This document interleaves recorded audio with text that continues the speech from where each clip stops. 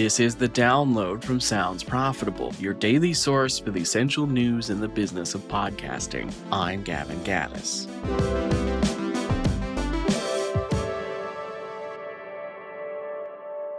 Here's what you need to know for today, Monday, July 28th.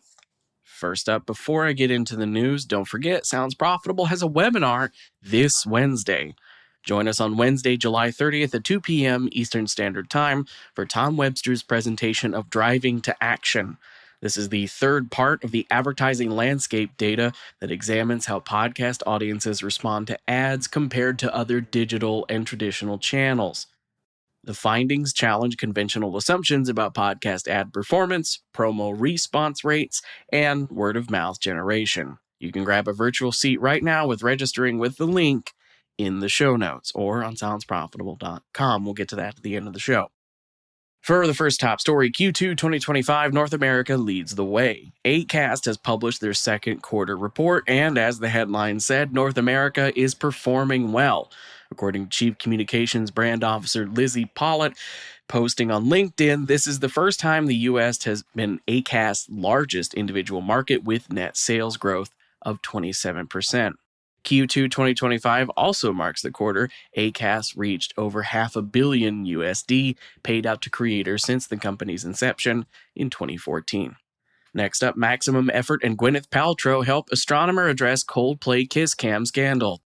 To get back on track after the whole Coldplay situation, I've linked to an explainer for those who missed out on that particular meme. Data ops company Astronomer hired Ryan Reynolds' founded production company Maximum Effort to produce a satirical ad.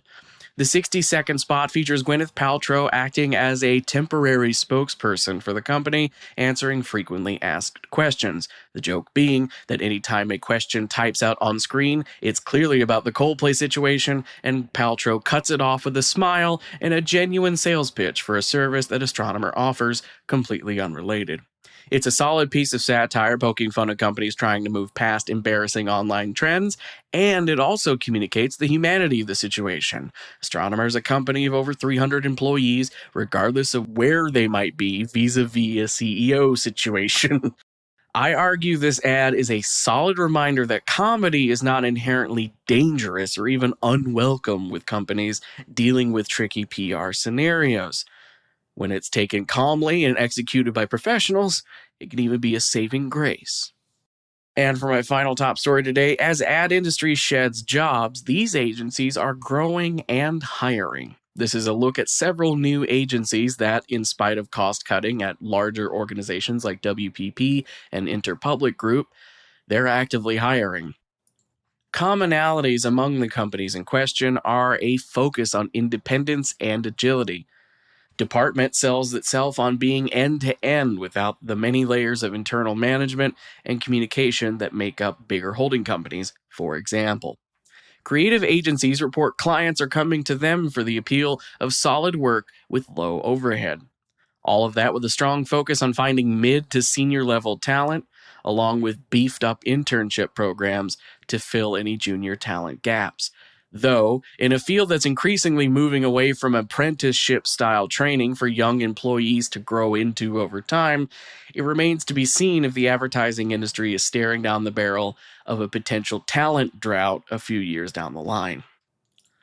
As for the rest of the news, RSS.com is launching programmatic ads inserted dynamically, which the initialization there becomes paid, which enables podcasters to generate ad revenue from dynamic ad slots that insert themselves at pre, mid, and post-roll ad spots.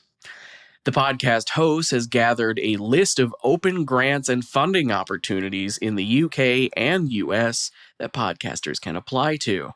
This seeks to help out the 41% of respondents to a recent podcast host survey who said they were unaware of the option of grants that fund podcast production. Westwood One's Pierre Bouvard has a new piece covering Nielsen's Spring 2025 Portable People Meter Study, congrats to whoever named that one, which includes the projection total that U.S. AM/FM radio listening is up 7% year over year. OSHA is bringing something new to Podcast Movement's Expo Hall this year. A new blog from OSHA details how their Pod Wars interactive experience will let attendees see how well their podcasts are capturing keywords versus similar shows in the same niche. And finally, Right Side Up GM Offline and Audio Christina Rubino has a new LinkedIn piece looking at Fairing's Q2 benchmarks and how they've found customers mentioning AI in post-purchase surveys is increasing more and more over time. Be sure to check out the link to every article mentioned right in your podcast listening app, or you can head to soundsprofitable.com and visit the download section. You can also subscribe to get the newsletter version while you're there.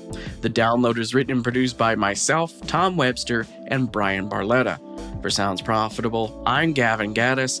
Download us again tomorrow, and let's hope for a lower heat index in the near future.